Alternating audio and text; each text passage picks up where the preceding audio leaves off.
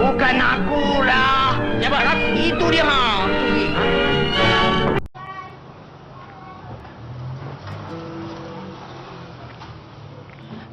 Assalamualaikum warahmatullahi wabarakatuh. Berjumpa lagi di channel Saja Production.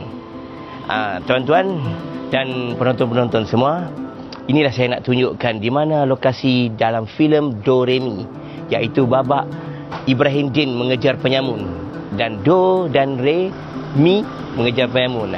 Jalan inilah, di lorong ini, apabila dia mengejar, nampak dia punya tu bangunan ni masih kekal lagi. Sekarang ni saya berada di Pekan Ampang Lama. Siapa yang tahu Pekan Ampang? Inilah tempat Pekan Ampang Lama. Itulah bangunan-bangunannya. Kalau tengok situ, di kamera di sini. Mungkin di sini lokasi kamera. Dan angle di sana lah. Maknanya Ibrahim Din berlari di dalam filem Do Re Mi tu.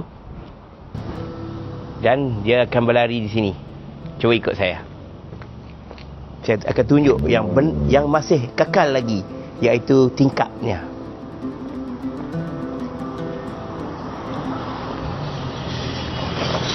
Mari.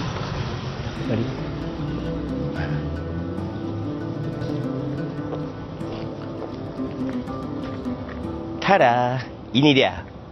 Itu dia tingkapnya. Kan? Masih kekal lagi. Bangunan yang asal.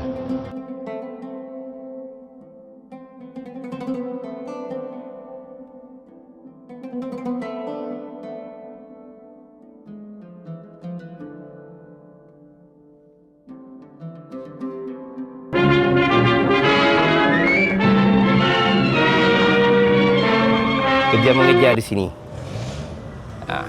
Itulah. Jumpa di lain tempat. Bye-bye.